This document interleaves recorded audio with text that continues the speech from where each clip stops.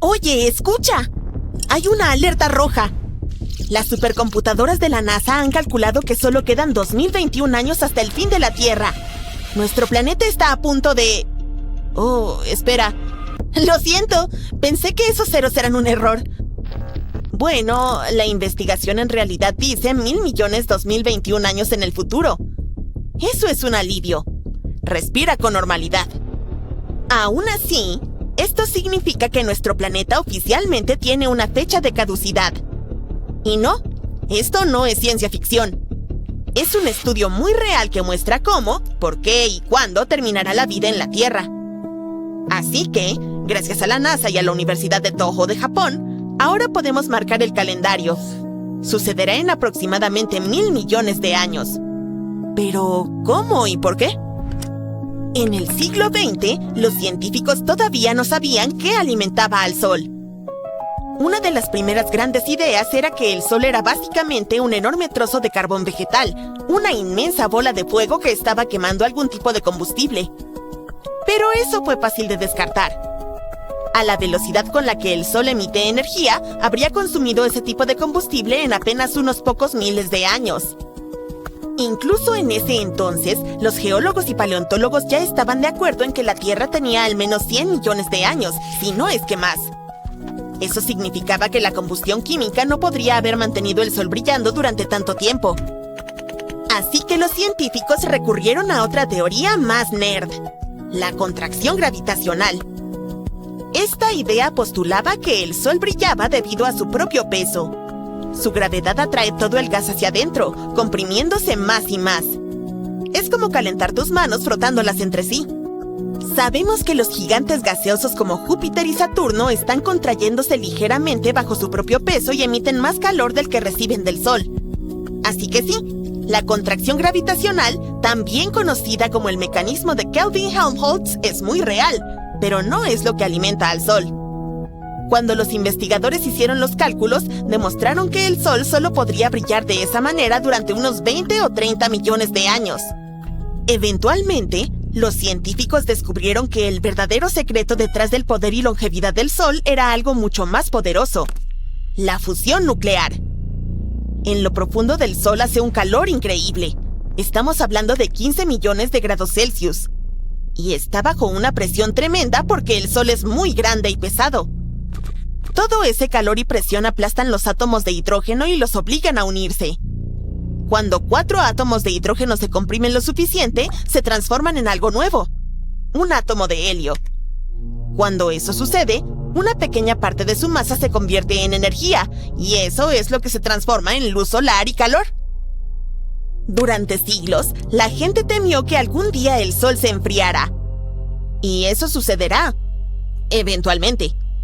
Dentro de unos 5.000 millones de años, nuestra estrella se quedará sin hidrógeno y la gravedad tomará el control. Pero mucho antes de eso, la Tierra ya estará en llamas. Según una predicción de extinción de vida de la NASA, nuestro planeta se convertirá en una roca abrasadora e inhabitable, no porque el Sol se apague, sino porque arderá demasiado caliente. Resulta que esas viejas ideas apocalípticas no estaban del todo equivocadas. El Sol destruirá la vida en la Tierra, solo que no por enfriarse. ¿Pero por qué? Bueno, es porque, con el tiempo, el Sol está brillando más y no hablo de su estado de ánimo. Libera más energía. Es un efecto secundario lento y natural de la fusión nuclear que acabamos de mencionar. En lo profundo del núcleo, el Sol ha estado fusionando hidrógeno en helio durante miles de millones de años. Pero a medida que más helio se acumula, el núcleo se vuelve más denso y caliente. Piénsalo como una olla de presión. Cuanto más aumenta la presión en el interior, más se eleva el calor desde dentro. Ese calor extra acelera la fusión, lo que significa que se liberará más energía y el Sol empieza a brillar un poquito más. No es dramático, no lo notaremos en una vida, pero los androides a prueba de futuro que vamos a construir quizás sí lo hagan. Con el tiempo, el calor adicional se acumula. El Sol ya es aproximadamente un 30% más brillante que cuando nació la Tierra. Pero el declive de la vida va a ocurrir mucho, mucho antes, incluso antes de la fecha límite dada. A medida que el Sol sigue aumentando el calor, la Tierra comenzará a sudar. El exceso de luz solar eleva las temperaturas globales al punto en que las superficies oceánicas alcanzan alrededor de 47 grados Celsius. Eso es lo suficientemente caliente como para alterar todo el sistema climático del planeta. El vapor de agua empieza a ascender desde los océanos y se acumula en la atmósfera superior. Esto provoca que se atrape aún más calor, lo que crea una capa gruesa y húmeda alrededor de la Tierra. Los científicos se refieren a este ciclo continuo como el efecto invernadero húmedo. El aumento de las temperaturas no solo está desecando nuestro planeta, sino que también está dañando a las plantas. Estas dependen del dióxido de carbono del aire para crecer y prosperar. Sin embargo, a medida que la Tierra se calienta, ciertos procesos naturales pueden extraer demasiado dióxido de carbono de la atmósfera. Cuando eso suceda, no quedará suficiente dióxido de carbono para que las plantas sobrevivan. Los bosques desaparecerán primero, seguidos por los pastizales, arbustos e incluso las plantas más resistentes que generalmente soportan el calor extremo. Todo esto llevará al colapso del oxígeno porque las plantas y el dióxido de carbono son cruciales para la fotosíntesis. En términos simples, así es como las plantas usan la luz solar, junto con el agua y el dióxido de carbono, para crear su propia energía y producir oxígeno como un producto de desecho. En este momento, el oxígeno constituye aproximadamente el 21% de la atmósfera de la Tierra. Pero una vez que descienda por debajo del 1%, es muy probable que la vida compleja como la conocemos desaparezca. La biosfera de la Tierra se reducirá a unos pocos microbios extremófilos, escondidos profundamente bajo tierra. Pero ni siquiera ellos no durarán mucho. Vale la pena destacar que los científicos realizaron dos versiones de la simulación. Una con la vida tal como la conocemos hoy y otra sin ninguna forma de vida. Sorprendentemente, ambos mundos perdieron su oxígeno casi al mismo tiempo, alrededor de 1.000 millones de años a partir de ahora. Esto significa que la vida vegetal y la fotosíntesis ayudan, pero no son el principal factor que mantiene el oxígeno en la atmósfera. En realidad, se trata de una batalla química a largo plazo entre los gases volcánicos y las rocas que absorben oxígeno de manera gradual como una esponja. Incluso después de que la mayor parte de la vida haya desaparecido, el calor seguirá presente, lo que causará que los océanos hiervan. No todo de una vez, pero lenta y constantemente, los océanos comenzarán a evaporarse hacia la atmósfera. Pero ese vapor no volverá a caer como lluvia como lo hace ahora. ¿Por qué? La atmósfera estará demasiado caliente y densa para eso. En cambio, la luz del sol comenzará a descomponer el agua y el hidrógeno escapará hacia el espacio de manera permanente. Una vez que se vaya, se irá para siempre. Básicamente, en lugar de regresar en forma de lluvia, el agua de la Tierra se filtrará con lentitud hacia el espacio hasta que no quede nada. Incluso antes de que los últimos charcos desaparezcan, la vida bajo el mar habrá desaparecido por completo. Una vez que se pierde el equilibrio de la temperatura y el oxígeno, ni siquiera las formas de vida más resistentes del océano podrán sobrevivir. Al final, la Tierra se convertirá en algo que apenas podremos reconocer. Una roca seca y sin vida. No habrá agua, ni oxígeno, ni vida. Los océanos desaparecerán. La atmósfera será delgada y tóxica. Incluso los microbios más resistentes habrán desaparecido. Sin embargo, el Sol seguirá brillando en el cielo. La Tierra continuará orbitando, como siempre. Seguirá siendo un planeta, solo que sin vida. Pero mucho antes de ese final cósmico, la Tierra ya será inhabitable, lo que plantea la gran pregunta. Entonces, ¿qué podrían hacer los humanos del futuro ante todo esto? Escapar. Algo en las profundidades de la Tierra cambió de dirección de repente, y los científicos solo lo notaron años después. En el 2010, en lo profundo del Océano Pacífico, una gran parte del núcleo externo fundido de la Tierra cambió de dirección. En lugar de fluir hacia el oeste como suele hacerlo, comenzó a moverse con fuerza hacia el este. Antes de eso, pensábamos que el flujo del núcleo se mantenía bastante estable por largos periodos, pero resulta que no es así. A unas 1800 millas bajo la superficie, la Tierra tiene una capa enorme de hierro líquido. Se mueve todo el tiempo, como un océano lento y pesado hecho de metal fundido. Este flujo es, de hecho, lo que genera el campo magnético de la Tierra. Ese es el escudo invisible pero poderoso que nos protege de la radiación solar y mantiene estable la atmósfera de nuestro planeta. En el 2010, los satélites empezaron a captar una señal extraña bajo el Océano Pacífico. Una gran región de hierro fundido dejó de moverse al oeste y, de repente, empezó a moverse hacia el este. Esto no fue un error de medición. Apareció claramente en los datos satelitales de la misión SWAN de la ESA que estudia el campo magnético terrestre.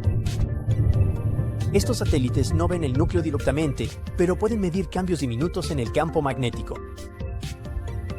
Luego, usando estos datos, los científicos pueden reconstruir cómo se mueve el hierro líquido en lo profundo del planeta. Pero primero, debemos entender cómo está construida la Tierra. Nuestro planeta tiene capas como una cebolla gigante o tal vez más como un huevo duro. Vivimos en la piel exterior, la corteza. Es la parte sobre la que caminamos todos los días. Montañas, océanos y ciudades se asientan sobre esta delgada capa rocosa. Parece grande, pero en términos terrestres, es diminuta, como la cáscara de un huevo que envuelve una bola enorme. Debajo de eso está el manto. Esta capa desciende por casi 1800 millas. No es totalmente líquida, pero se comporta como una roca espesa que se mueve lento. Durante largos periodos, fluye, casi como un caramelo muy caliente que nunca se retiene. Este movimiento lento ayuda a desplazar los continentes a lo largo de millones de años. Aún más profundo, las cosas se vuelven más extremas. El núcleo externo es un océano gigante de metal líquido, principalmente hierro y níquel. Se extiende desde unas 1800 millas hasta las 3200 millas bajo la superficie. Allí, las temperaturas alcanzan entre 8000 y 10000 grados Fahrenheit. Este metal está en constante movimiento, como un océano subterráneo hirviente. Ese movimiento es exactamente lo que crea el campo magnético de la Tierra. En el centro de nuestro planeta se encuentra el núcleo interno. Es una bola sólida de hierro, de unas 760 millas de ancho. Aunque es más caliente que la superficie del Sol, la presión es tan intensa que se mantiene sólido. Ahora que sabemos cómo se vería la Tierra si la partiéramos a la mitad, volvamos a las noticias interesantes, pero algo inquietantes. Cuando los investigadores analizaron unos 27 años de datos, de 1997 a 2025, finalmente vieron el panorama completo. Antes de 2010, el flujo bajo el Pacífico era débil y se movía hacia el oeste. Pero alrededor de 2010, comenzó a cambiar. Después de 2012, el flujo hacia el este se fortaleció y siguió aumentando hasta cerca de 2020. Luego comenzó a debilitarse de nuevo.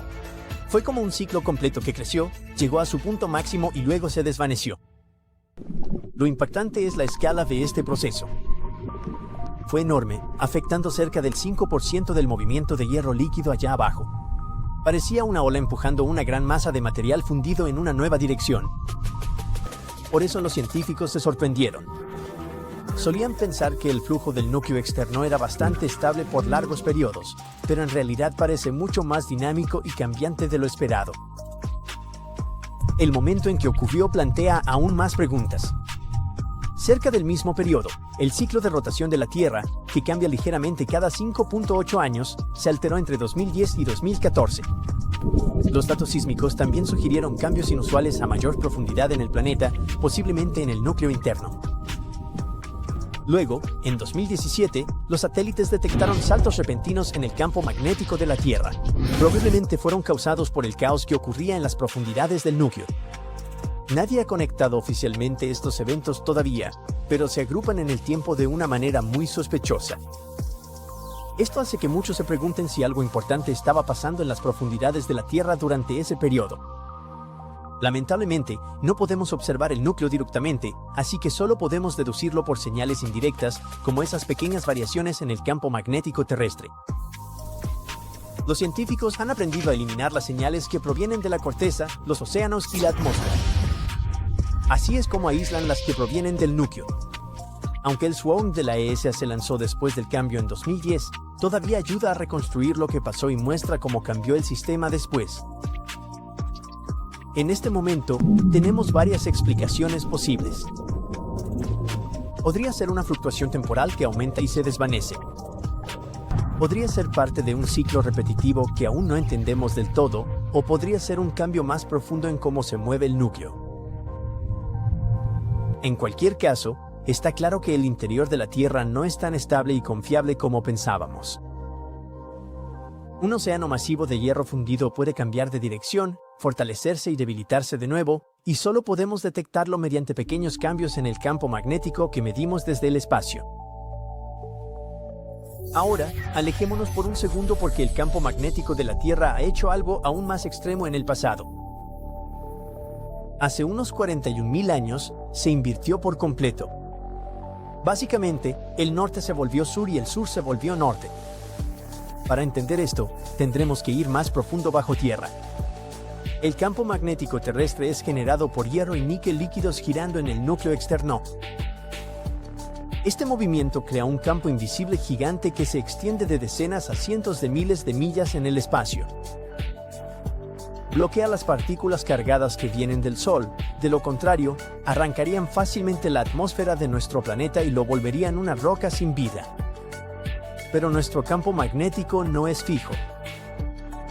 A medida que el metal fundido se mueve dentro de la Tierra, el campo magnético también cambia. Por eso el polo norte magnético se está alejando lentamente de Canadá hacia Siberia.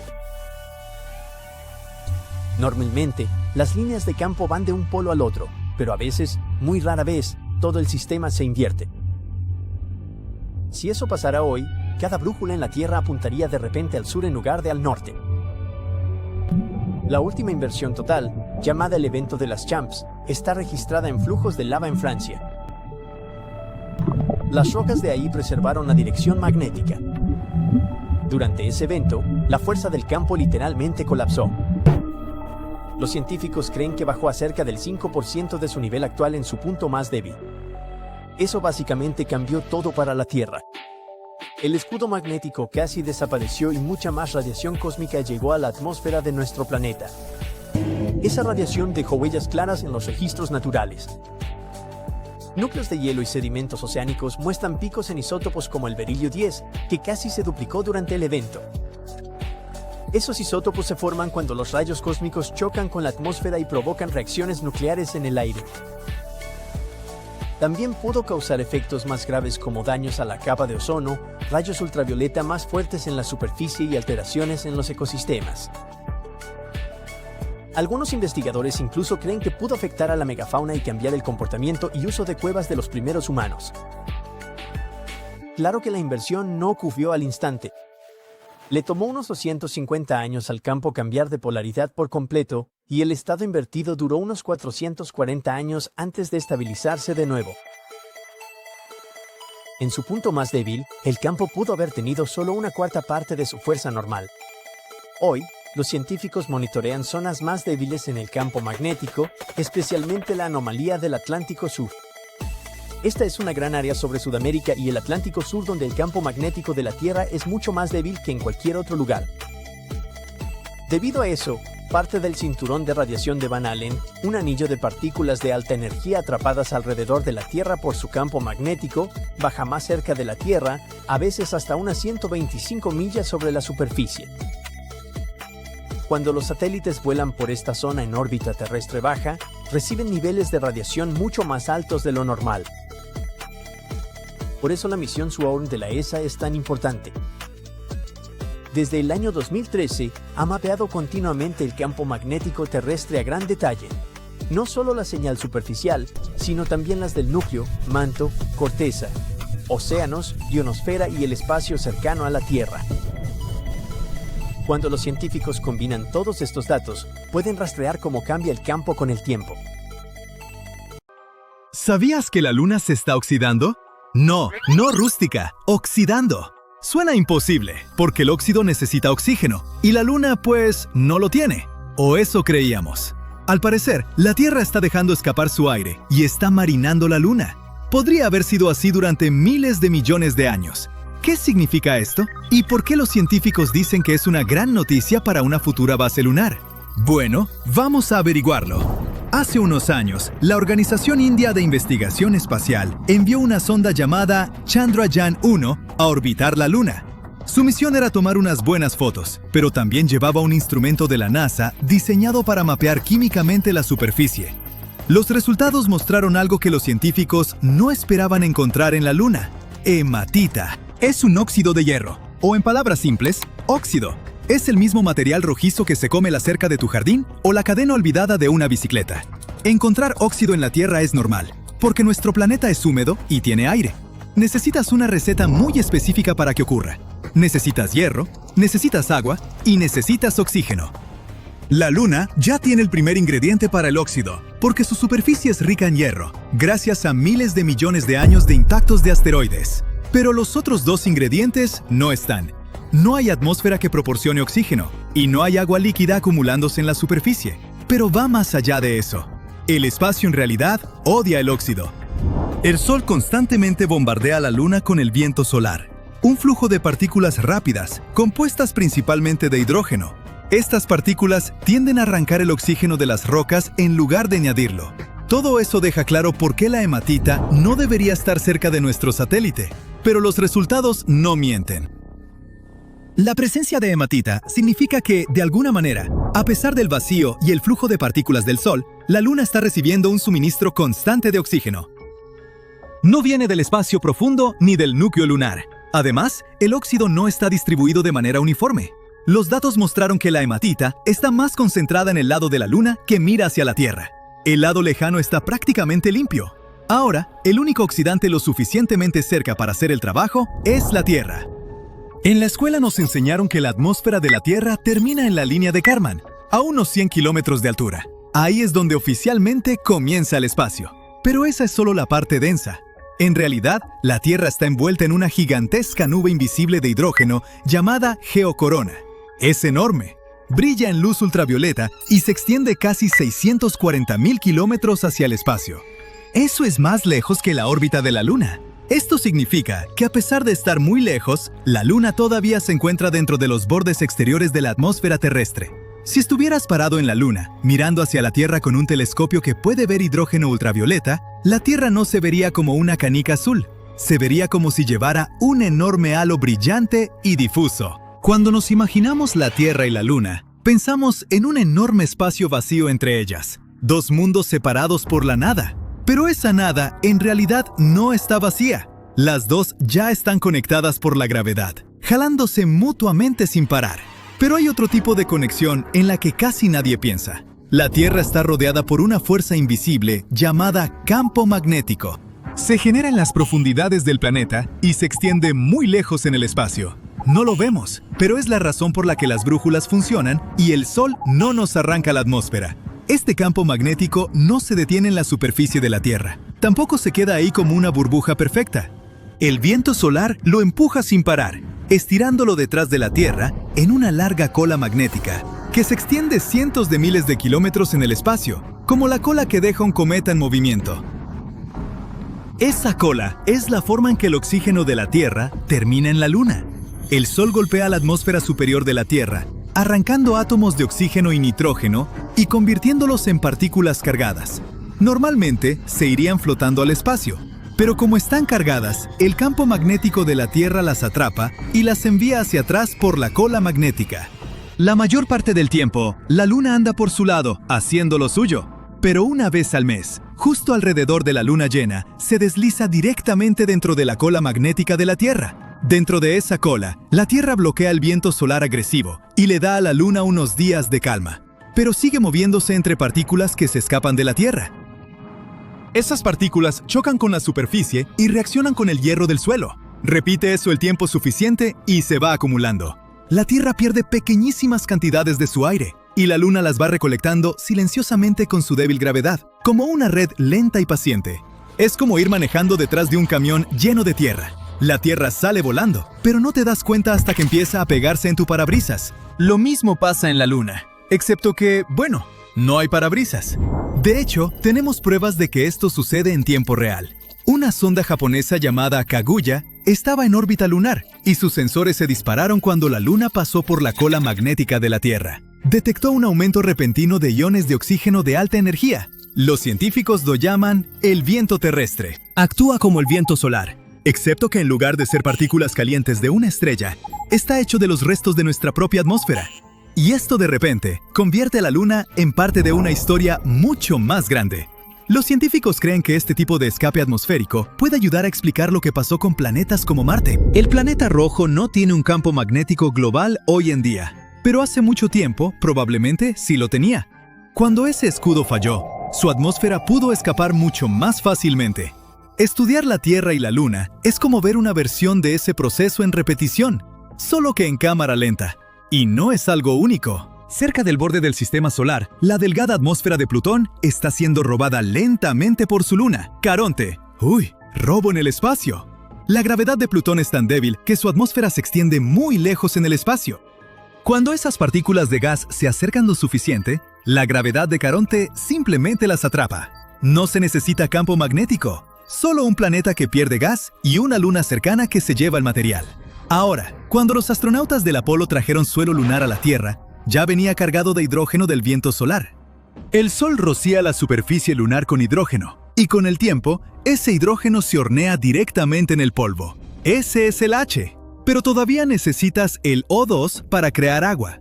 El regolito ya podría contener pequeñas cantidades de oxígeno atrapado en minerales y polvo, no como hielo, sino como algo que potencialmente se podría procesar. Eso significaría que el regolito no es solo una molestia que destruye equipo y rovers. Para una futura base lunar, incluso pequeñas cantidades importan. El agua es pesada. Lanzarla desde la Tierra es una pesadilla. Si la Luna puede suministrar, aunque sea parte de lo que los astronautas necesitan, podría ser una gran diferencia. Ahora, otro efecto secundario genial de este descubrimiento es que perforar la Luna podría decirnos más sobre la historia de la Tierra. Verás, nuestro planeta es pésimo guardando registros. Es como una máquina gigante de reciclaje. Siempre está cambiando. Las placas tectónicas trituran la corteza y la funden en magma. Los vientos y las lluvias erosionan las rocas. El aire que respiramos hoy es diferente al de hace 2000 millones de años. Podemos suponer cómo era la atmósfera antigua, pero no tenemos una muestra física. La Luna es todo lo contrario. Es fría y estática. Cuando esas partículas terrestres llegan a la Luna, quedan enterradas bajo el polvo y ahí se quedan. Están atrapadas en la estructura cristalina del suelo. Piensa en la superficie lunar como un núcleo de hielo en la Antártida. Entre más profundo excavamos, más atrás en el tiempo vamos. Si perforamos una muestra de núcleo en la Luna, teóricamente podríamos encontrar capas de oxígeno y nitrógeno de hace 2500 millones de años. Eso es justo alrededor del gran evento de oxidación, cuando los microbios empezaron a bombear oxígeno a nuestra atmósfera. Eso podría decirnos algo que no sabemos. Podría probar que la vida comenzó antes de lo que pensábamos. Podría mostrarnos exactamente cómo un planeta muerto se convierte en uno vivo. Esa es otra respuesta que puedes dar la próxima vez que alguien pregunte ¿por qué deberíamos volver a la Luna? También para encontrar el queso verde. Oye, solo búscalo en internet.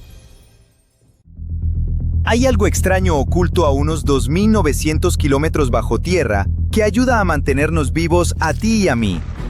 Hablo de dos estructuras enormes bajo África y el Océano Pacífico que quizá controlan el campo magnético de la Tierra. Nuestros héroes secretos son rocas. Bueno, rocas muy especiales. Están justo en la base del manto terrestre, y cada una está rodeada por un anillo de roca más fría que va del polo norte al polo sur. Son gigantescas y extremadamente calientes, del tamaño de un continente, pero no son masas de tierra escondidas. Piensa en ellas como cobijas que atrapan el calor. Y estos dos gigantes podrían llevar millones de años deformando el campo magnético terrestre. Ahora vamos a eso, pero primero hablemos de esa famosa fuerza invisible que rodea nuestro planeta. El campo magnético terrestre forma grandes bucles, como si dentro del planeta hubiera una barra imantada gigante e inclinada. Se genera en el núcleo externo. En el centro de la Tierra está el núcleo interno, una bola sólida, súper densa y brutalmente caliente. Ese calor empuja hacia afuera, hacia el núcleo externo, una capa de hierro líquido. Cuando el hierro líquido se calienta, empieza a moverse, girar y agitarse. Esos movimientos crean corrientes eléctricas poderosas. A eso le llamamos geodínamo, el proceso que alimenta el campo magnético terrestre y exige una cantidad enorme de energía. Y este campo nos encanta, ¿ok? Porque funciona como escudo. Protege a la Tierra del viento solar peligroso y de la radiación cósmica. Sin él, sí, tú, yo y todos los demás no podríamos vivir en este planeta. Con el tiempo, el campo cambia. Su fuerza sube y baja, y los polos magnéticos norte y sur se van desplazando poco a poco. Incluso pueden invertirse, aunque eso suele tardar muchísimo, unos 300.000 años o algo así. Y quien guía el campo magnético podrían ser esas dos estructuras rocosas de antes. El estudio empezó con una gran pregunta. ¿Cómo ha cambiado el campo magnético de la Tierra durante millones y millones de años? Por suerte, los científicos pueden saber cómo era antes, gracias a las rocas. Sí, algunos minerales, al enfriarse, guardan la dirección y fuerza del campo magnético. Eso crea un registro capaz de durar cientos de millones de años. Esas pistas escondidas en las rocas han ayudado a entender muchas cosas del campo magnético terrestre, por ejemplo, su edad. La evidencia sugiere que tendría al menos unos 4.200 millones de años.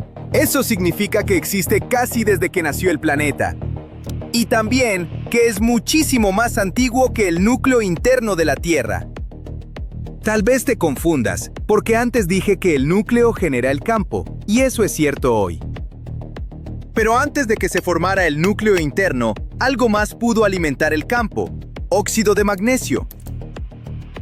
La idea: cuando un gran impacto formó la Luna, la Tierra se calentó tanto que el óxido de magnesio se derritió y se mezcló muy profundo.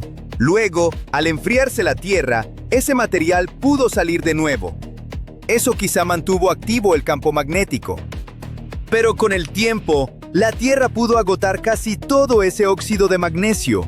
Por eso el campo magnético casi colapsó hace unos 565 millones de años. Sí, estuvimos así de cerca de volvernos un planeta sin vida, como Marte o Venus. Por suerte, en esa época empezó a formarse el núcleo interno, y el planeta ganó una nueva fuente de energía. Ayudó a reiniciar la geodinamo y reconstruir el escudo magnético que todavía tenemos hoy. Hace poco, científicos volvieron a revisar el pasado del campo. Esta vez retrocedieron 265 millones de años. Tomaron las señales magnéticas guardadas en rocas y recrearon el antiguo campo magnético terrestre con simulaciones por computadora. Y encontraron algo interesante. En algunos lugares, la parte alta del núcleo externo es mucho más caliente, justo bajo esas dos estructuras profundas y enormes. Podemos imaginarlas como cobijas gigantes que de algún modo atrapan calor debajo, como si no dejaran escapar tan fácil el calor desde abajo. Así, el calor se acumula de forma distinta bajo esas zonas del manto. En vez de una temperatura suave y pareja, aparecen contrastes muy marcados en el núcleo externo, y eso importa mucho. Hasta ahora se creía que la frontera entre manto y núcleo sobre el hierro líquido era bastante uniforme, como un horno parejo. Pero estos hallazgos desafían esa idea. Más que un horno, podría parecer una estufa con quemadores desparejos. En las zonas calientes uno pensaría que el hierro va más rápido, ¿no? Como líquido disparado. Pero pasa lo contrario. En las zonas calientes, el hierro líquido se frena. En algunos puntos casi podría detenerse, como atrapado en una zona tibia y pegajosa. Pero bajo el manto más frío cambia todo. El hierro líquido fluye con más energía. Imagina una olla grande de sopa espesa sobre una estufa que no calienta parejo. En algunos puntos la sopa se calienta muchísimo y en otros se queda más fría. Donde arriba está muy caliente, la sopa se vuelve pesada y lenta. En zonas frías circula mejor. Así que, en vez de un remolino parejo, tienes movimiento desigual. Y ese movimiento irregular en lo profundo de la Tierra deja huellas. El movimiento del hierro líquido sostiene el campo magnético como un generador natural. En realidad, un generador caótico. Unas partes del campo magnético cambiaron muchísimo, mientras otras se mantuvieron sorprendentemente estables durante cientos de millones de años. En resumen, el manto moldea cómo se mueve el núcleo. Y ese movimiento moldea el campo magnético en el que vivimos. Eso lo cambia todo. Por mucho tiempo se trató el campo magnético terrestre como una barra imantada simple, estable y alineada con el eje del planeta. O sea, como una barra magnética gigante dentro del planeta, alineada con la rotación de la Tierra. Por eso la brújula casi siempre apunta al norte. No es perfecto, pero casi siempre funciona. Estos nuevos resultados sugieren que estructuras profundas del manto llevan mucho tiempo doblando o deformando el campo magnético. Y eso podría explicar algunos comportamientos muy raros de la Tierra. Mira, de vez en cuando ocurre algo inusual. El campo magnético se debilita y se vuelve caótico. En vez de un imán claro con norte y sur, puede dividirse en minipolos débiles. Los científicos llaman a eso un estado multipolar. Esto ha pasado muchas veces en la historia de la Tierra, pero es raro. Y lo bueno es que el campo no queda caótico mucho tiempo. Casi siempre se reconstruye y vuelve a ser fuerte y sencillo. El hallazgo. Esas enormes estructuras rocosas internas parecen ayudar en la recuperación.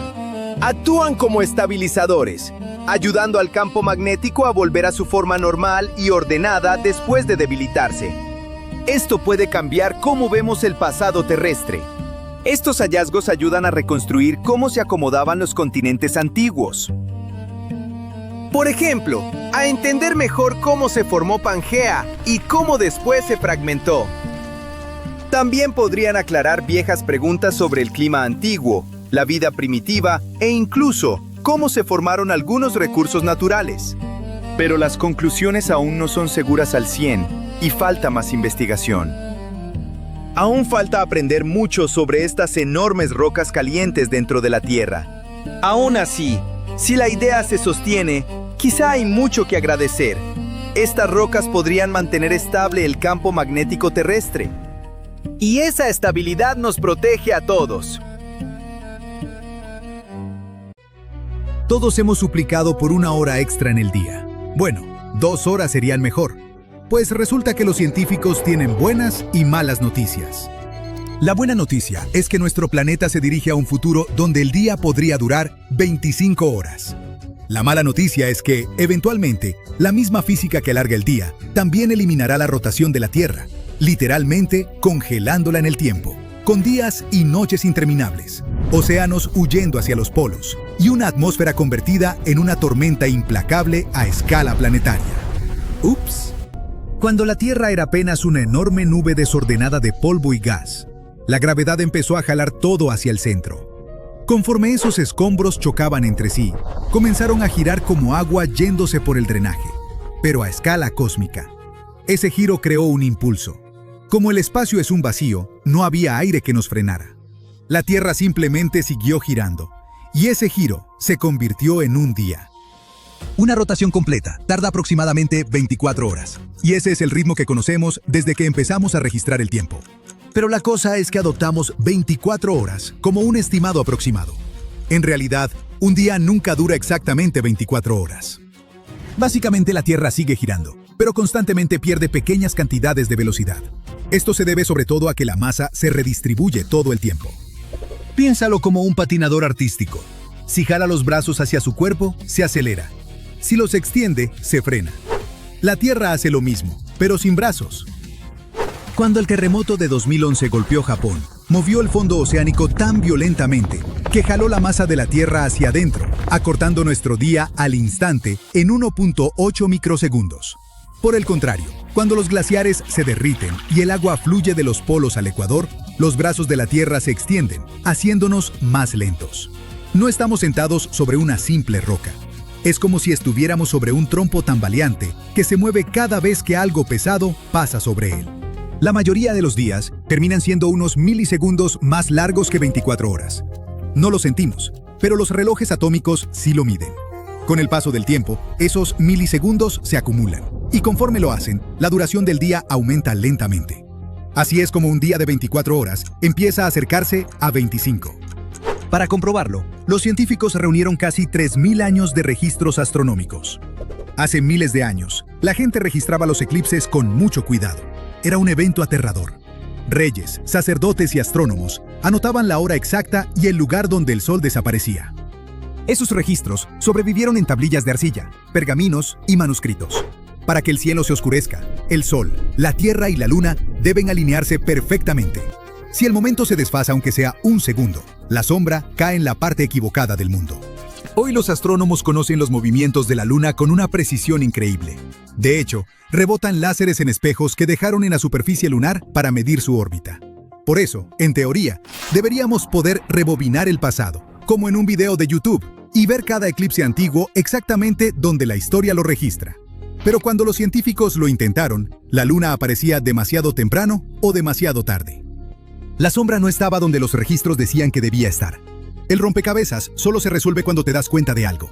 La Tierra solía ser un poco más rápida. Cuando los investigadores ajustan la rotación de la Tierra para que sea un poco más rápida, todo encaja perfectamente. En otras palabras, la Tierra giraba más rápido en el pasado, y estos registros de eclipses lo demuestran. En promedio, esto se traduce en que el día aumenta entre 1 y 2 milisegundos cada 100 años. Eso es una milésima de segundo.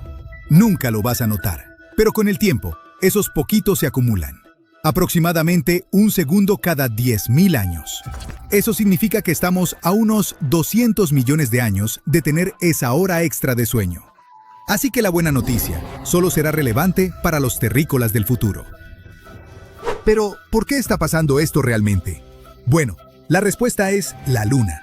Su gravedad jala los océanos de la Tierra y los estira en enormes protuberancias de marea.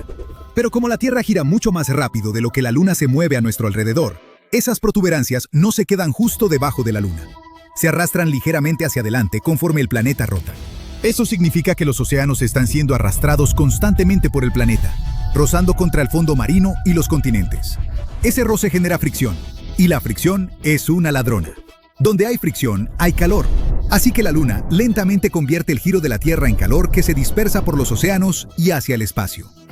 Y una vez que esa energía se va para siempre. Como no hay ninguna criatura cósmica visible que empuje a la Tierra para que recupere velocidad día tras día, la Luna actúa como un freno lento y constante, estirando nuestros días poco a poco y alejándose mientras lo hace. Sí, por mucho que temíamos que la Luna chocaría con la Tierra algún día, en realidad se está yendo en dirección opuesta. Toda esa transferencia de energía entre la Tierra y la Luna está empujando lentamente a nuestro satélite más lejos, aproximadamente unos 4 centímetros al año. Lo sabemos porque durante las misiones Apolo, los astronautas dejaron espejos en la superficie lunar, y hoy los científicos disparan láseres a esos espejos y miden cuánto tarda la luz en regresar. Sin embargo, aunque estamos empujando lentamente a la Luna, no se asusten, todavía no está haciendo sus maletas. Al ritmo actual, tomaría decenas de miles de millones de años para que la Luna se alejara significativamente. Pero se quedará lo suficiente para presenciar y quizá hasta causar el fin de todos los fines, por así decirlo.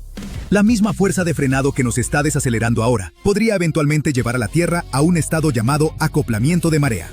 Esto, de hecho, ya le pasó a la Luna. ¿Saben cómo nunca vemos el lado oscuro de la Luna desde la Tierra? Bueno, es porque la gravedad terrestre atrapó a la Luna hace eones y forzó su rotación a detenerse en relación con nosotros. Pues bien, si le da suficiente tiempo, el universo podría devolver el favor. Si la Tierra se frena lo suficiente como para igualar su órbita alrededor del Sol, el ciclo de día y noche desaparecerá. Podríamos convertirnos en lo que los astrónomos llaman un planeta globo ocular. Como el Sol simplemente colgaría inmóvil en el cielo, el lado que lo mira se convertiría en un desierto abrasador y chamuscado, como la pupila del ojo. El lado opuesto se congelaría en una enorme capa blanca de hielo, como la parte blanca del ojo. El único lugar donde la vida podría resistir se llama el iris, una franja estrecha, atrapada entre el día extremadamente caliente y la noche congelada. Pero ni eso sería un sueño hecho realidad. Tendrías aire supercaliente de un lado, chocando con aire helado del otro. Así que esta zona sería azotada por vientos descomunales, nivel huracán, cruzando la superficie. Además, sin el giro de la Tierra dando de forma a los océanos, el agua migraría lentamente lejos de las regiones calientes y se acumularía en las zonas frías, remodelando costas y continentes por completo. El planeta no solo tendría días más largos, ya ni siquiera se vería como la Tierra. Pero aquí está el lado bueno. Nosotros nunca veremos que esto pase, y tampoco nuestros descendientes. Al menos, no mientras observen desde cerca. Las matemáticas dicen que tomaría unos 50.000 millones de años para que la Tierra deje de girar y se convierta totalmente en ese globo ocular congelado. Pero nuestro Sol no tiene tanto tiempo. En unos 5.000 millones de años, el Sol se quedará sin combustible. Se expandirá en una gigante roja, tragándose los planetas interiores y probablemente vaporizando la Tierra por completo. ¡Adiós! Así que, aunque la Tierra se está frenando, nunca llegará realmente a cero. No terminaremos como una roca congelada e inmóvil. Terminaremos como empezamos. Polvo estelar. Para cuando la Tierra deje de girar, los humanos definitivamente no estarán observando desde el sistema solar. Podríamos estar dispersos por la galaxia, viviendo en el espacio, o ya ni siquiera ser humanos. Algunos podrían vivir dentro de estructuras enormes construidas alrededor de estrellas, capturando su energía en lugar de orbitarlas. Otros podrían flotar cerca de agujeros negros, usando su gravedad y energía de formas que apenas entendemos hoy. Civilizaciones enteras podrían existir como mentes digitalizadas, conectadas a través de una red galáctica, viviendo en simulaciones en vez de mundos físicos. Bueno, estemos donde estemos, la Tierra sería solo un viejo planeta concluyendo su historia.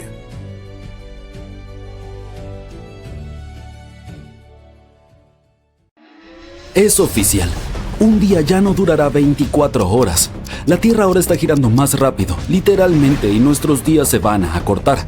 Por el momento, se cree que el día más corto ocurrió el 10 de julio de 2025. Fue más corto, no por mucho, solo una fracción de segundo, 1,36 milisegundos según la mayoría de las fuentes, pero aún así. Y todo esto debido a la posición de la Luna que interfiere con la rotación de la Tierra lo suficiente para acelerar las cosas. Si resulta que no es algo de una sola vez y la Tierra sigue girando más rápido, podría ser el inicio de un gran lío. Todo lo relacionado con el tiempo, como el GPS, el Internet, los relojes atómicos e incluso cómo los países mantienen el tiempo, depende de que el día tenga 24 horas. Pero si el planeta acelera, esos sistemas podrían volverse un desastre total. Los relojes se desajustarían por completo y todo lo que requiere una sincronización perfecta podría salir mal. Estamos hablando de más que unos pocos segundos perdidos. Esto podría trastocar todo: vuelos, transferencias de dinero, básicamente cómo vivimos día a día. Tendremos que replantearnos cómo medimos el tiempo. ¿Estás listo para ese tipo de caos? Ahora, normalmente un día dura 24 horas u 86.400 segundos, porque eso es lo que tarda el planeta en dar una vuelta completa. Pero la rotación de la Tierra no siempre es estable. Muchas cosas le afectan, como la posición del Sol y la Luna o la manera en que está equilibrada la masa del planeta. La Tierra es como un trompo gigante que cualquier cosa puede hacer perder el ritmo. Pero nuestro planeta se ha estado desacelerando durante muchísimo tiempo. Porque, según los científicos, hace aproximadamente 1 o 2.000 millones de años, un día solo duraba 19 horas. No porque el planeta fuera perezoso ni nada de eso, nada que ver. Era culpa de la Luna. Estaba mucho más cerca de nosotros en ese entonces. Su gravedad ejercía una atracción más fuerte y eso hacía que la Tierra girara más rápido. Y ese giro más veloz significaba días más cortos. La cuestión es que la Luna se está alejando lentamente de la Tierra, y a medida que lo hace su rotación se ralentiza y nuestros días se alargan con el tiempo. Pero durante esa ventana de 1.000 millones de años, algo extraño sucedió. La Luna simplemente quedó suspendida a cierta distancia. No se alejaba, no ejercía una mayor atracción. Fue como si se hubiera detenido. Ese espacio de tiempo nos encerró en días de 19 horas durante lo que los científicos ahora denominan como 1.000 millones aburridos. Fue una época en la que prácticamente todo en la Tierra se desaceleró. La actividad tectónica era estable, el clima no tenía comportamientos extraños e incluso la vida se encontraba en una especie de meseta. Ahora adentrémonos en la parte científica. La gravedad de la Luna controla nuestras mareas oceánicas y eso es lo que desacelera la rotación de la Tierra. Pero el Sol también ejerce una fuerza sobre la Tierra, solo que de una manera diferente. Cuando la luz solar incide en la superficie terrestre y la calienta, eso genera lo que se llama mareas atmosféricas solares, y esas pueden de hecho acelerar la rotación de la Tierra. En este momento, las mareas gravitacionales de la Luna son aproximadamente el doble de fuertes que las mareas atmosféricas del Sol, lo que significa que la Luna es la responsable del giro de la Tierra. Pero durante el 1.000 millones aburridos, el Sol y la Luna estaban básicamente en un tira y afloja con igual fuerza. Este fenómeno se llama resonancia de las mareas. Es como si la Tierra hubiera presionado un botón de pausa cósmico. Si la Luna no se hubiera alejado, quizá todavía estaríamos viviendo en un mundo con días de 19 horas. En estos días, la luna todavía se aleja de nosotros, y debido a eso nuestros días se están volviendo lentamente más largos. Hasta hace poco, las cosas se han vuelto extrañas. En los últimos años, los científicos notaron que la Tierra no ha estado siguiendo el calendario. De hecho, ha estado girando más rápido, y me refiero a una velocidad récord. En 2020, la Tierra comenzó a acelerar más de lo que lo había hecho desde que los científicos empezaron a medirla en los años 70. Luego llegó el 5 de julio de 2024, el día más corto jamás registrado. Perdimos 1,66 milisegundos. No es gran cosa si solo estás viendo videos en YouTube, pero a escala planetaria es bastante significativo. Ahora volvamos al 10 de julio de 2025. En esa fecha, la Luna estaba situada muy arriba cerca de los polos, muy lejos del ecuador de la Tierra. Y eso cambió el juego. Cuando la Luna se encuentra más cerca de los polos, altera la rotación de la Tierra y hace que nuestros días sean un poco más cortos. Ese tipo de cambio no es inusual. La rotación de la Tierra siempre ha tenido altibajos, pero hoy la Luna no es el único factor. Según la NASA, la actividad humana también está cambiando cómo gira la Tierra. Entre el año 2000 y 2018, el movimiento de hielo y el bombeo de agua subterránea alrededor del planeta desplazó suficiente masa como para añadir 1,33 milisegundos a nuestros días por siglo. Los desastres naturales también pueden desordenar las cosas. ¿Recuerdas el terremoto masivo que golpeó a Japón en 2011? En realidad acortó el día de la Tierra en 1,8 microsegundos. Solo un terremoto, un pequeño impacto en el calendario del planeta, pero las consecuencias fueron catastróficas. El 11 de marzo de 2011, exactamente a las 2:46 p.m. de la hora local, un enorme terremoto sacudió la costa este de Japón. Estamos hablando de una magnitud 9, uno de los más grandes jamás registrados. El epicentro se ubicó aproximadamente a 128 kilómetros de Sendai y a más de 370 kilómetros de Tokio. La isla principal de Japón se desplazó 2,5 metros. Sí, el suelo se movió y ciudades enteras literalmente se deslizaron. Pero no solo sacudió edificios y desencadenó un tsunami. El terremoto fue tan fuerte que redistribuyó la masa de la Tierra, como mover pesos sobre un trompo en movimiento. Cuando haces eso, el trompo gira de manera diferente y lo mismo ocurrió con la Tierra. El movimiento de las placas tectónicas fue suficiente para modificar la rotación de todo el planeta. La cuestión es que el terremoto movió la Tierra y desplazó el eje de figura de la Tierra. Ese es el eje alrededor del cual se equilibra la masa de nuestro planeta, en 16 centímetros y medio. Eso es distinto del eje de rotación norte-sur, sobre el cual rotamos diariamente a unos 1.610 kilómetros por hora. Aún así, ese desplazamiento fue suficiente para hacer que la Tierra oscile de manera distinta mientras giraba. No inclinó todo el eje en el espacio. Solo cosas como la gravedad del Sol o la Luna pueden hacer eso. Pero aún así, fue un gran cambio, y no fue la primera vez que esto sucedió. El terremoto de Sumatra de 2004, con una sorprendente magnitud de 9,1, aceleró la rotación de la Tierra y redujo el día en 6,8 microsegundos. El terremoto de Chile de 2010 restó otros 1,26 microsegundos. Cada vez que uno de estos megaterremotos ocurre, es como si la Tierra recibiera una pequeña sacudida y empezara a girar apenas un poco más rápido. Y podría no ser el final. Por ejemplo, el terremoto del 11 de marzo desató más de 80 réplicas con magnitudes de 6 o superiores. Mucho después, algunas de esas réplicas aún estaban ajustando la duración del día. Era muy sutil, cambios en millonésimas de segundo, pero real. Pero la cuestión es que incluso las estaciones pueden afectar la velocidad a la que gira la Tierra. Un geofísico de la Universidad de Liverpool lo explicó de la siguiente manera: hay mucho más terreno en el hemisferio norte que en el sur. Entonces, durante el verano en el norte, los árboles crecen hojas y esa masa de hojas se mueve hacia arriba, más lejos del centro de la Tierra. Y suena bastante inofensivo, ¿verdad? Pero no, ese pequeño cambio en realidad ralentiza la rotación de nuestro planeta. Solo un poco. Piensa en un patinador artístico. Con los brazos hacia adentro gira más rápido. Con los brazos hacia afuera se ralentiza. Lo mismo ocurre con la Tierra. Cuando su masa se aleja del núcleo, rota más lentamente. Así que sí, en el verano la Tierra literalmente se relaja un poco, en términos de giro. Ahora, no te alarmes si de repente tu día parece más largo. Tu reloj seguirá marcando 24 horas. Así es como funciona nuestro sistema de tiempo. En cuanto a estas diferencias, son milisegundos. Ni siquiera lo notarías. Pero el problema es que con el tiempo todo se acumula.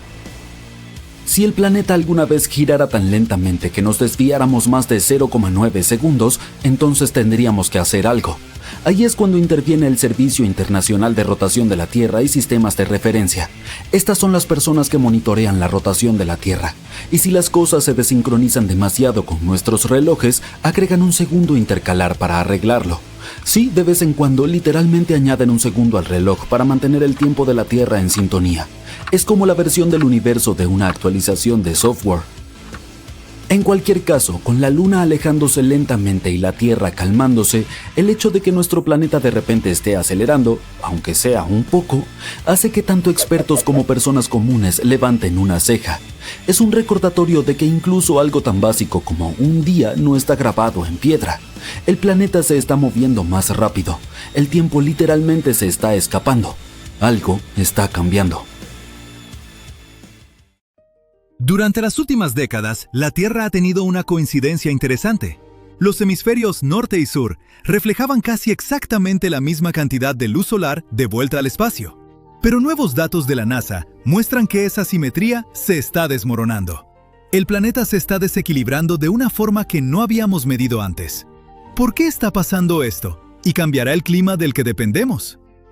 Bueno, hablemos de eso. Si partes el mapa a la mitad por el ecuador, te quedan dos pedazos muy diferentes.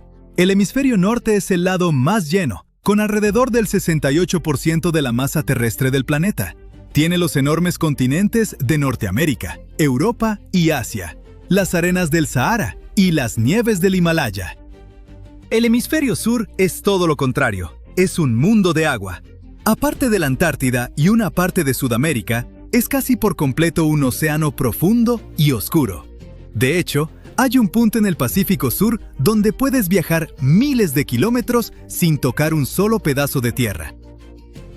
Esta zona es hogar del polo oceánico de inaccesibilidad, mejor conocido como el Punto Nemo. Es tan remoto que si navegaras hasta allá, los humanos más cercanos no estarían en Chile ni en Nueva Zelanda. Muchas veces serían los astronautas de la Estación Espacial Internacional pasando por encima. Es uno de los lugares más vacíos de la Tierra, rodeado por miles de kilómetros de océano abierto. Ahora, cuando la luz del Sol viaja 150 millones de kilómetros y llega a la Tierra, pueden pasar dos cosas. O rebota en el planeta y se escapa al espacio, o se absorbe. Esto se debe a un fenómeno llamado albedo. Funciona exactamente como tu ropa en un día de calor intenso. Las superficies claras actúan como espejos, rebotando el sol para mantenerte fresco. Las superficies oscuras son como esponjas. Absorben esa energía y la convierten en calor. Los humanos ya descubrieron esto a menor escala. Si no lo sabían, muchas casas tradicionales en las islas griegas están pintadas de blanco brillante. Es como una forma antigua de aire acondicionado. La pintura blanca refleja el intenso sol mediterráneo y ayuda a mantener el interior fresco. Las ciudades ahora prueban un truco similar. Lugares como Los Ángeles han gastado millones de dólares cubriendo las calles de asfalto negro con una superficie gris especial para aumentar el albedo de la ciudad. Al hacer el suelo de un color más claro, las superficies pueden enfriarse unos 8 grados centígrados. Ahora, a una escala mucho mayor, a nivel planetario, el hielo, la nieve y los desiertos brillantes actúan como espejos, rebotando la luz, mientras que los océanos son todo lo contrario. Absorben los rayos y almacenan esa energía como calor. Entonces, según la física, el norte con más tierra debería reflejar más luz solar. El sur con más océano debería absorber más. Mientras tanto, al ver la Tierra desde el espacio, un hemisferio debería verse más brillante que el otro.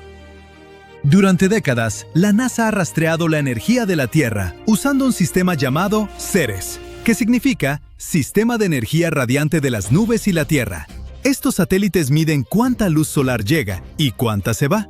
Así fue como descubrimos que la Tierra le hace trampa a la regla del albedo. Piensen en la atmósfera de la Tierra como una batidora planetaria gigante, empujando calor constantemente entre el norte y el sur para evitar que se acumule en un solo lugar.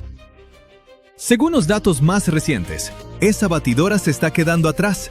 Cuando los científicos analizaron de cerca los datos de CERES, vieron una división clara formándose entre los hemisferios. El hemisferio norte ahora retiene más energía solar que el hemisferio sur. Específicamente, el norte gana alrededor de 3 vatios por metro cuadrado por década más de energía solar que el sur. Sí, suena microscópico, pero multiplica eso por cada metro cuadrado de la superficie terrestre y tienes un motor enorme de calor que podría hacer el clima completamente impredecible. Ahora, uno esperaría que las nubes contraatacaran reflejando más calor al espacio, pero los datos muestran que la respuesta no ha sido suficientemente fuerte. Así que la energía extra sigue acumulándose en el hemisferio norte. Y esto es muy importante, porque el calor es lo que mueve el clima. El aire caliente sube y empuja vientos y tormentas alrededor del planeta. Si un lado del planeta genera más presión que el otro, esos patrones de viento tienen que cambiar. Así que no es solo que el clima se esté calentando, es que físicamente se mueve a nuevos lugares. Probablemente han oído hablar del ecuador geográfico, esa línea invisible que rodea el centro del planeta. Pero hay otro ecuador relacionado con el clima. Se llama el ecuador térmico. Piensen en esto como una zona de colisión gigante. Imaginen apuntar dos ventiladores potentes uno contra otro. Donde las corrientes de aire se encuentran, el aire se ve forzado hacia arriba, formando lo que podría parecer una pared de lluvia en movimiento. Los científicos llaman a esta zona la zona de convergencia intertropical, o CECIT. Marca el ecuador térmico del planeta. Los marineros tenían un mejor nombre y la conocían como las calmas ecuatoriales. Sabían que era una zona donde los vientos se cancelan entre sí. Los piratas del siglo XVIII le tenían terror. Podías quedarte atrapado ahí por semanas, flotando sin más, esperando a que se te acabara el agua. El sistema actúa como un termostato planetario. Le gusta quedarse donde está el calor. Durante la mayor parte de la historia humana, se mantuvo justo en el medio. Pero si este desequilibrio sigue creciendo, podría empujar el ecuador térmico hacia el norte con el tiempo. Ahora, quizá estén pensando, ¿y qué si el cinturón de lluvia se mueve unos cuantos cientos de kilómetros? Bueno, la historia nos da un ejemplo bastante impactante. Hace unos 6.000 años, este cinturón de lluvias estaba más al norte de lo que está hoy. En ese entonces, gran parte de lo que ahora llamamos el Sahara no era desierto para nada. Tenía lagos, pastizales, fauna como hipopótamos y jirafas, y comunidades humanas prósperas. El arte rupestre de la región incluso muestra botes y escenas de natación. Conforme la órbita de la Tierra cambió lentamente, el cinturón de lluvias migró hacia el sur. Con el tiempo, las lluvias disminuyeron, los lagos se secaron y el paisaje se transformó en el Sahara que conocemos hoy. El detonante fue diferente, pero el mecanismo fue el mismo. Cuando el balance energético del planeta cambia, el ecuador térmico se mueve y la lluvia se mueve con él. Esto es importantísimo, porque la lluvia es increíblemente importante para la producción de alimentos. Riega las regiones que cultivan nuestro café, nuestro chocolate. ¿Nuestro chocolate? Así es, y los cultivos que miles de millones de personas comen. Si ese cinturón persigue el calor y se mueve al norte, la lluvia se va con él. Las selvas del sur podrían secarse, mientras que las ciudades del norte recibirían inundaciones para las que nunca fueron construidas. Pero el aire es solo la mitad de la historia. En las zonas más bajas, el calor extra desencadena una reacción en cadena. ¿Recuerdan la analogía de la ropa? Gran parte del hemisferio norte depende de la nieve brillante y el hielo marino para reflejar la luz solar. Pero conforme las temperaturas suben, ese hielo a baja altitud se derrite. Cuando la superficie blanca desaparece, queda expuesta el agua oscura del océano o el suelo desnudo debajo. Esto crea lo que los científicos llaman un ciclo de retroalimentación. Conforme el hielo se derrite, revela el océano o la tierra más oscura debajo, y ese suelo oscuro absorbe más calor, lo que puede causar que se derrita aún más hielo. Es un ciclo que podría hacer cada vez más difícil que la región se enfríe de manera natural. Mientras tanto, los océanos se toman su tiempo para responder. Las corrientes globales actúan como una banda transportadora gigante, moviendo agua caliente alrededor del mundo para equilibrar la energía. Pero este sistema es delicado. Solo funciona cuando la temperatura y la salinidad del agua son las correctas. Cuando el norte acumula demasiado calor, desestabiliza las corrientes. Y si esa banda se frena o cambia de ruta, los efectos no llegan de la noche a la mañana. Se desarrollan gradualmente a lo largo de décadas o incluso siglos. Pero finalmente, ¿esto es solo una falla temporal o la Tierra se está acomodando en un patrón completamente nuevo? Ahora mismo, los científicos no pueden asegurarlo. Tal vez las nubes finalmente aparezcan y corrijan el equilibrio. Tal vez los océanos muevan el calor y salven la situación. Pero si el norte sigue ganando ventaja energética, los mapas del clima de los que dependemos podrían cambiar por décadas o siglos. Si ese es el caso, muchos lugares tendrán que replantear su vida diaria. Los que no estaban acostumbrados a la lluvia, de repente se sentirían estafados, mientras que el valor de los impermeables, las sombrillas y las playeras blancas se dispararía. Al final, ¿será responsabilidad del Sol la destrucción de nuestro planeta? ¿O tal vez un enorme meteorito? ¿O alguna especie de enfermedad? Probablemente no. Parece que la vida desaparecerá por una razón inesperada. Los humanos, animales, insectos, peces y la mayoría de los microbios serán borrados de la faz de la Tierra por culpa del oxígeno, más precisamente por su ausencia. Investigaciones recientes han demostrado que el número de embalses de agua dulce con niveles de oxígeno muy bajos o nulos en las áreas costeras está aumentando en todo el mundo. En los últimos 65 años han aparecido 4 veces más aguas con deficiencia de oxígeno en los océanos. ¿Qué significa todo esto? Es probable que la vida en la Tierra desaparezca mucho antes de que la energía del Sol seque todos los océanos. Tal vez el final llegue en poco más de 1.000 millones de años. Pero esto no significa que el planeta también desaparecerá. El período en el que la Tierra estará llena de oxígeno constituirá aproximadamente el 20-30% de la vida total del planeta. Así que solo somos huéspedes temporales aquí. Piensa en cuánto tiempo es eso. 1.000 millones de años. Los primeros Homo sapiens aparecieron hace solo unos 300.000 años. Es decir, toda la historia de la humanidad ocupa menos de 500.000 de años. Así que relájate, 1.000 millones de años no pasarán muy rápido. Para entonces, los humanos ya no estarán en la Tierra. Podríamos dominar los viajes espaciales y encontrar un nuevo planeta en las vastas profundidades del espacio. Pero, ¿por qué podemos perder oxígeno? A medida que el Sol calienta, el planeta se vuelve cada vez más cálido y este calor descompone el dióxido de carbono, el gas necesario para que todas las plantas realicen la fotosíntesis. Sin dióxido de carbono no pueden producir oxígeno. Con la disminución de los niveles de dióxido de carbono aumentará el contenido de metano, y este gas es bastante dañino para nosotros. Bien, todo esto suena lógico, pero esta es una razón secundaria para la falta de oxígeno. El verdadero problema es algo completamente diferente. A medida que el Sol se torne más brillante, comenzará a calentar las rocas de la Tierra como el granito y el basalto. Estas rocas empezarán a descomponerse más rápido. Cuando se desmoronan, absorben dióxido de carbono del aire que calienta nuestro planeta. Si hay menos dióxido de carbono en el aire, la Tierra debería enfriarse. Pero hay un problema.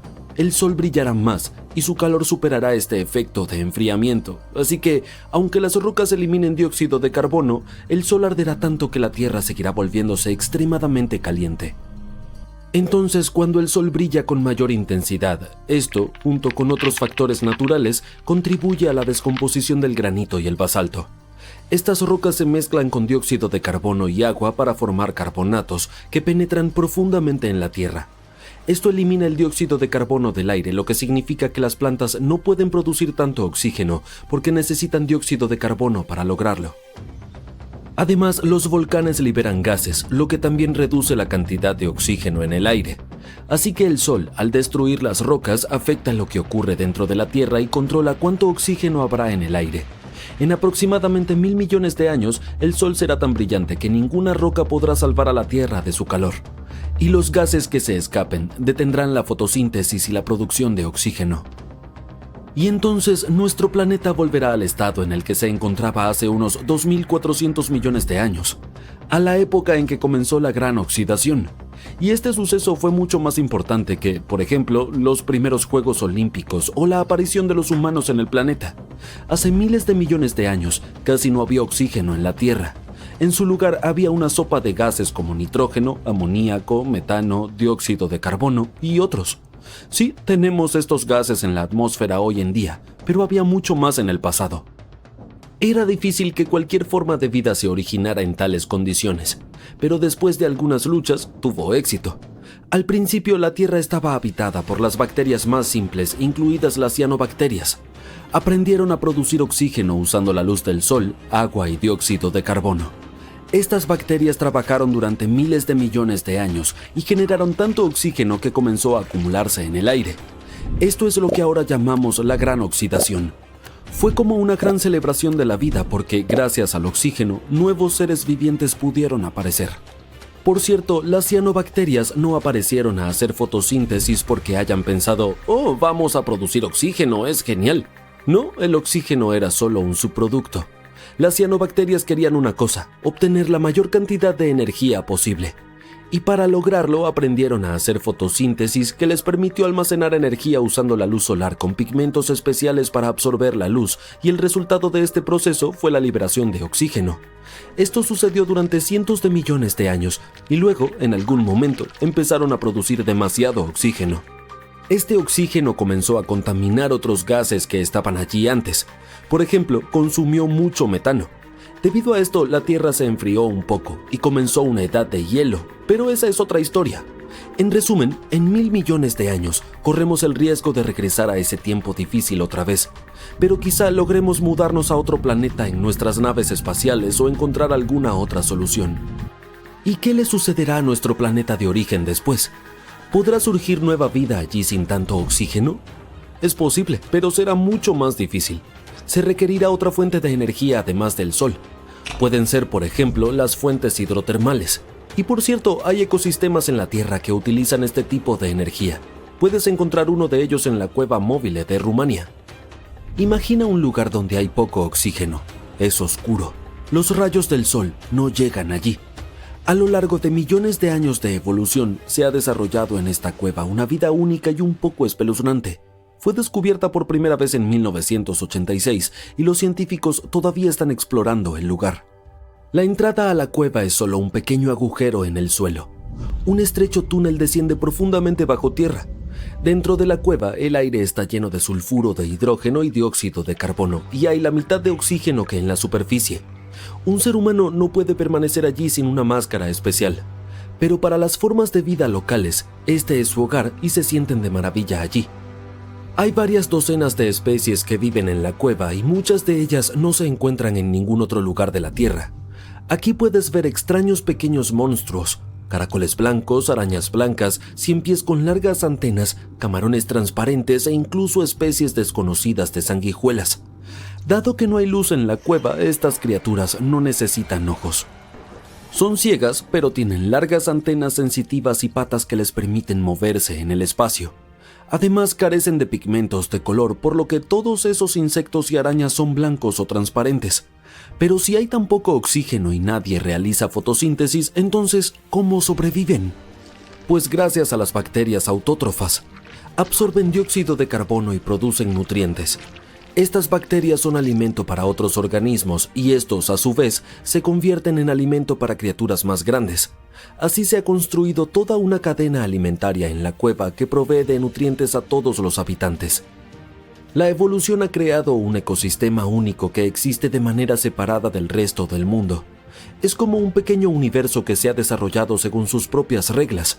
Sin embargo, este universo no se está expandiendo porque todos estos seres vivos no pueden vivir lejos de las chimeneas hidrotermales y los organismos autótrofos. De lo contrario, ¿de dónde obtendrían su energía? Pero imaginemos que el Sol se enfría. Casi todo el oxígeno desaparece y el planeta entero se cubre con ventilas hidrotermales. Está oscuro y el aire está lleno de metano, dióxido de carbono y otras sustancias. Y de alguna manera la vida comienza. Incluso aparecen humanos en un momento dado. ¿Cómo serían? Criaturas pálidas, delgadas y ciegas con brazos muy delgados que le ayudan a navegar en el espacio. Tienen mascotas, ciempiés grandes o cucarachas que se desplazan en silencio sobre el suelo. Las personas también están calladas porque no... Mira, esta es la corteza de nuestro planeta, su capa más externa y delgada. Y aquí está el manto, es mucho más grueso. Y este es el núcleo. Espera, ¿qué está pasando aquí? ¡Oh no! ¡El núcleo está filtrándose directamente en el manto! ¡Rápido! ¡Tenemos que detener la fuga! ¿Qué quieres decir con ha estado sucediendo por milenios? El núcleo de la Tierra es en realidad algo muy intrigante. Sus propiedades únicas van desde albergar una esfera de metal misteriosa hasta ser casi tan caliente como la superficie del Sol. Pues bien, otra más en esta lista de enigmas. Al parecer, el núcleo de nuestro planeta está liberando gas. ¿Es peligroso? ¿Va a explotar si alguien enciende un fósforo? En realidad no. Todo se debe a que este gas es un isótopo raro llamado helio 3. El helio 3 es una versión del helio que tiene un neutrón en lugar de los dos habituales. La mayor parte del helio 3 en el universo se creó aproximadamente en la época del Big Bang, así que es algo bastante antiguo. Cuando se formó el sistema solar, este gas quedó atrapado en lo profundo del núcleo de la Tierra. Protegido de colisiones espaciales y otros alborotos cósmicos, permaneció oculto en las profundidades del planeta durante miles de millones de años. Desde hace bastante tiempo sabemos que, ocasionalmente, pequeñas cantidades de helio 3 escapan a la superficie. Pero nadie conocía el mecanismo exacto de esta fuga. Hasta hace poco. El avance llegó con el descubrimiento de proporciones muy altas de helio 3 y su contraparte más común, el helio 4, en antiguos flujos de lava en la isla de Baffin. Esta isla se encuentra en el remoto archipiélago ártico de Canadá. Lo más asombroso es que estos hallazgos tienen las proporciones de helio 3 más altas que se han observado en tierra firme. La investigación reveló niveles significativos de helio 3. Esto podría significar que elementos volátiles de la nebulosa solar, esa nube de gas y polvo que dio origen a nuestro sistema solar, han permanecido en el manto terrestre desde las etapas más tempranas de la formación del planeta. El descubrimiento se realizó en unos flujos de lava que entraron en erupción hace unos 60 millones de años, durante la formación de un nuevo suelo marino cuando Groenlandia y América del Norte se separaron. Oye, pero fue de forma amistosa. El equipo de investigación, liderado por Forrest Hardin del Instituto Oceanográfico de Woods Hole, utilizó técnicas avanzadas para medir el helio atrapado en los cristales de olivino dentro de las rocas. Estos cristales se formaron antes de que el magma hiciera erupción, lo que ayudó a preservar el helio mientras ascendía desde lo profundo del planeta. Los científicos encontraron alrededor de 10 millones de átomos de helio 3 por gramo de olivino. Esa es una concentración muy alta para la Tierra. El núcleo actúa como un reservorio de helio 3, almacenándolo desde la formación del planeta. Con el tiempo, pequeñas cantidades de este gas escapan hacia el manto a través de procesos como la convección del manto, que es cuando el interior rocoso del planeta se agita y se mueve como agua hirviendo. Las plumas de magma, que aparecen en el manto y ascienden a la superficie, llevan helio 3. Cuando el magma entra en erupción, la mayor parte del helio se libera a la atmósfera. Sin embargo, una parte queda atrapada en cristales dentro de la lava. Así es como los científicos pueden estudiar posteriormente su origen y su movimiento. Bien, sigamos el viaje del helio 3 en las rocas de la isla de Baffin. Comenzó al menos hace 100 millones de años. Es probable que las plumas del manto que transportaban el helio hayan tardado decenas de millones de años en llegar a la superficie. Esto significa que el helio 3 ha estado filtrándose del núcleo de la Tierra durante muchísimo tiempo. También indica que nuestro planeta muy probablemente se formó en una nebulosa solar que contenía helio 3 y otros gases nobles. La isla de Baffin es un lugar ideal para estudiar el interior profundo de la Tierra. Sus rocas volcánicas son restos de antiguos flujos de lava que erupcionaron cuando el Atlántico Norte comenzó a abrirse. Los investigadores viajaron en helicóptero a la remota isla, que cuenta con imponentes acantilados, icebergs e incluso osos polares. Las organizaciones locales ayudaron al equipo a acceder al área y garantizaron su seguridad durante la expedición. El descubrimiento de la fuga de helio 3 del núcleo plantea nuevas preguntas sobre qué otros elementos podrían estar almacenados en las profundidades de la Tierra. ¿Habrá cantidades significativas de otros elementos ligeros, como el carbono y el hidrógeno? Estos elementos son fundamentales para la vida y podrían proporcionar nuevos conocimientos sobre la habitabilidad y evolución del planeta. Por ejemplo, la densidad más baja de lo esperado del núcleo se explicaría por la presencia de estos elementos. Además, comprender el movimiento del helio 3 también podría ayudar a rastrear el comportamiento de otros gases a través del límite núcleo-manto. Pero este no es el único descubrimiento inesperado sobre el interior de la Tierra. Vamos a la meseta de Anatolia Central en Turquía. Allí, la corteza terrestre parece estar goteando lentamente hacia el interior del planeta. Este proceso, conocido como escurrimiento litosférico, todavía moldea la geología superficial de la región. El goteo litosférico ocurre cuando la parte inferior de la corteza terrestre, calentada a cierta temperatura, se vuelve viscosa y comienza a fluir hacia abajo. Imagina un líquido espeso, como miel o jarabe, fluyendo hacia un tazón. Esa es la idea. Hablando de la Tierra, esto ha estado ocurriendo a lo largo de un largo periodo de tiempo. Y a medida que este material se mueve hacia abajo, arrastra la corteza, provocando que la superficie se hunda. Como resultado, vemos nuevas depresiones o cuencas. Una vez que este material pegajoso se separa de la corteza y se hunde más en el manto, la superficie se recupera y provoca que el suelo se eleve. Este ciclo de hundimiento y elevación es lo que crea el paisaje cambiante en regiones como la cuenca de Konya en la meseta de Anatolia Central. Es el mismo sitio donde los geofísicos observaron signos de goteo litosférico. El equipo de investigación, liderado por Julia Anderson de la Universidad de Toronto, primero notó patrones extraños en los datos satelitales, incluyendo una característica circular en la región donde el terreno estaba hundiéndose. Tras examinar los datos geofísicos bajo la superficie, el equipo identificó una anomalía sísmica en el manto superior y descubrió una corteza engrosada debajo de la cuenca de Konya. Todo esto indica la presencia de material denso, probablemente resultado de un goteo litosférico. El modelo del equipo sugiere que la cuenca de Konya se encuentra actualmente en las etapas finales de este proceso. Mientras que la meseta de Anatolia Central circundante ha estado elevándose durante los últimos 10 millones de años, la cuenca de Konya se hunde a un ritmo de unos 2 centímetros por año. Aunque este número podría parecer pequeño, es bastante significativo en una región que, de otro modo, estaría en ascenso. Ciertos estudios anteriores han demostrado que la meseta de Anatolia Central se ha elevado alrededor de 1 kilómetro en los últimos 10 millones de años. Probablemente, esto ocurrió debido al goteo litosférico. Sin embargo, el descubrimiento de la cuenca de Konya revela que este proceso no es único, sino que puede ocurrir varias veces en diferentes regiones.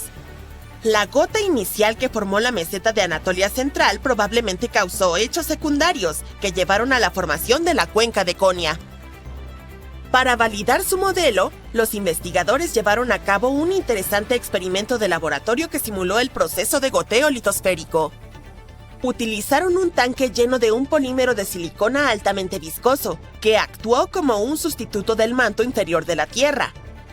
También usaron una mezcla de arcilla de modelado para el manto superior y esferas de cerámica y arena de sílice para simular la corteza. Se insertó una semilla densa en la capa superior del manto para iniciar el escurrimiento. Durante los días siguientes, los investigadores observaron que el escurrimiento descendía lentamente. Dentro de 10 horas, comenzó a caer. A las 50 horas, se había iniciado un escurrimiento secundario. Los resultados confirmaron que, incluso sin movimiento horizontal en la corteza, el proceso de escurrimiento hacía que las... En febrero de 2025, los científicos descubrieron algo impactante sobre el interior de nuestro planeta. Durante mucho tiempo hemos pensado que el núcleo interno de la Tierra es una esfera sólida y estable. Pero la verdad podría ser bastante diferente e incluso algo alarmante. Un estudio reciente sugiere que la superficie del núcleo podría estar pasando por transformaciones estructurales en este mismo momento. Investigadores de la Universidad del Sur de California han analizado décadas de datos sísmicos y han descubierto que la superficie del núcleo interno parece deformarse bajo la influencia del núcleo externo.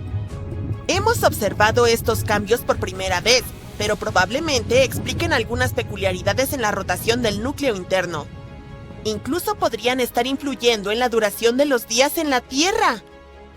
El núcleo interno de nuestro planeta, ubicado a unos 5.000 kilómetros bajo la superficie, se suele describir como una bola sólida de hierro y níquel. Sin embargo, nuevos datos muestran que su capa exterior podría ser más maleable de lo que se esperaba.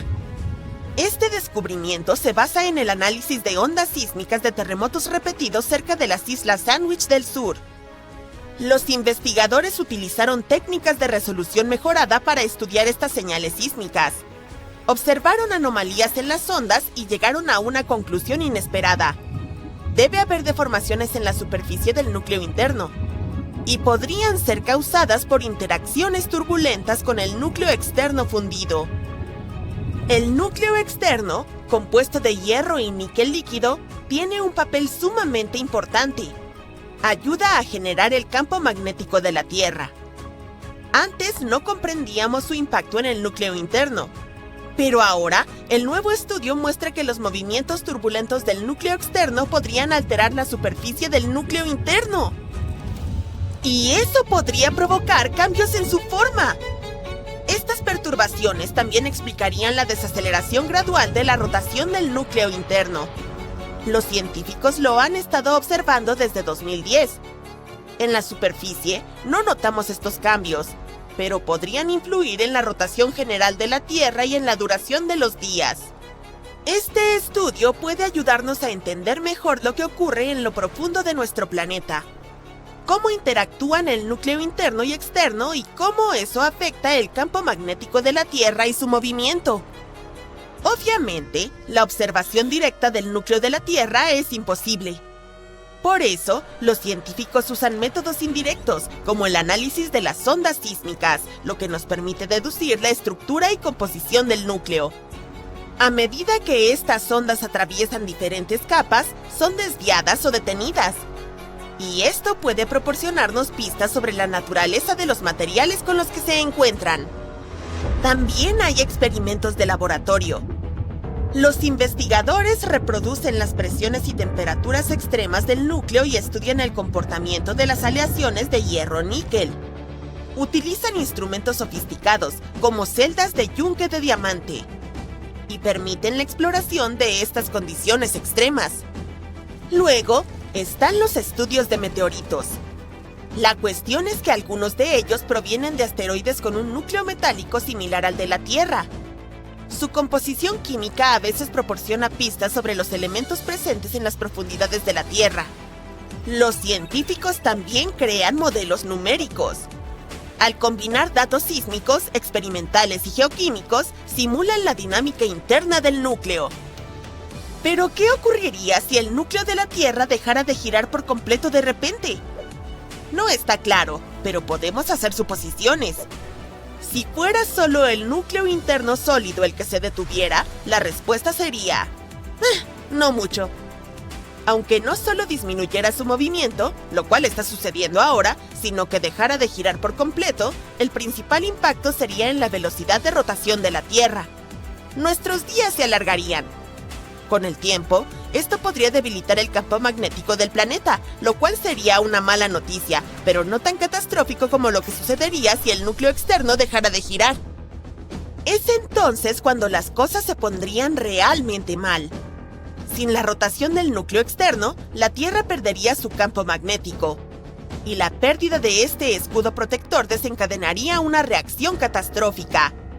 Para empezar, las placas tectónicas comenzarían a colisionar de maneras caóticas. Imagina estar en un autobús cuando el conductor de repente pisa los frenos y sales volando hacia otros pasajeros o al suelo. El planeta experimentaría algo similar, pero con las placas tectónicas. Estas colisiones violentas provocarían enormes terremotos a lo largo de los límites de las placas en todo el mundo, sacudiendo edificios, puentes y carreteras. Los sistemas de agua, electricidad y líneas telefónicas serían destruidos en el caos. Pero esto solo sería el comienzo. Sin el campo magnético, la radiación cósmica comenzaría a impactar la superficie de la Tierra. Estas partículas de alta energía provenientes del Sol interactuarían con el oxígeno y el nitrógeno de nuestra atmósfera, dañando la capa de ozono. Esto permitiría que aún más radiación llegara a la superficie de la Tierra, causando aún más daño. Los dispositivos electrónicos fallarían, las redes eléctricas colapsarían y los sistemas de comunicación se apagarían. Pero los efectos no se limitarían solo a los humanos. Todas las formas de vida estarían en riesgo. Muchos animales, como las aves migratorias y las tortugas, dependen del campo magnético de la Tierra para navegar. Sin él, estarían completamente perdidos. Las aves perderían su sentido de la orientación y las tortugas no podrían encontrar las playas donde ponen sus huevos. Afortunadamente, no debemos preocuparnos por este escenario apocalíptico en el futuro cercano. Es muy poco probable que el núcleo externo de la Tierra deje de girar durante nuestra vida, o incluso nunca. Así que estamos a salvo. Pero, para comprender verdaderamente la Tierra, deberíamos ir 6.400 kilómetros bajo nuestros pies. La Tierra tiene 4 capas principales, desde el mismo centro hasta la superficie: el núcleo interno, el núcleo externo, el manto y la corteza. Excepto por la corteza, nadie ha explorado estas capas más profundas en persona. Los humanos han perforado como máximo un poco más de 12 kilómetros y les llevó 20 años lograrlo. En el centro mismo de la Tierra se encuentra el núcleo interno, una bola de metal sólido con un radio de unos 1.200 kilómetros, alrededor de 3/4 partes el tamaño de la Luna. Se sitúa a unos 6.400 a 5.200 kilómetros bajo la superficie. Compuesto principalmente de hierro y níquel, el núcleo interno es muy denso. Gira un poco más lentamente que el resto de la Tierra y es muy caliente, con unas temperaturas de 5.400 grados, como la superficie del Sol. La presión allí es asombrosa, más de 3 millones de veces mayor que la presión que sentimos en la superficie. Algunas investigaciones incluso sugieren que podría existir un núcleo más pequeño y denso dentro del núcleo interno, que se cree que está compuesto principalmente de hierro. El núcleo externo también está compuesto de hierro y níquel, pero en forma líquida. Se ubica entre unos 5.200 y 1.000 kilómetros bajo la superficie. El calor aquí proviene principalmente de la descomposición radiactiva de elementos como el uranio y el torio, lo que causa que el líquido se agite de manera turbulenta. Este movimiento crea corrientes eléctricas que generan el campo magnético de la Tierra. Curiosamente, el campo magnético se invierte cada 200.000 a 300.000 años y los científicos aún están tratando de entender exactamente por qué sucede. El manto es la capa más gruesa del planeta. Se extiende a casi 3.000 kilómetros de profundidad y comienza a alrededor de 30 kilómetros por debajo de la superficie. Compuesto de hierro, magnesio y silicio, es denso, caliente y semisólido. Para imaginarlo mejor, piensa en el caramelo o el dulce de leche. Al igual que el núcleo externo, el manto también circula, pero se mueve mucho más lentamente. Más cerca del borde superior del manto, entre 100 y 200 kilómetros bajo tierra, el calor es tan intenso que derrite la roca. Esto crea una capa de roca parcialmente derretida llamada astenosfera. Los geólogos piensan que esta capa blanda, caliente y resbaladiza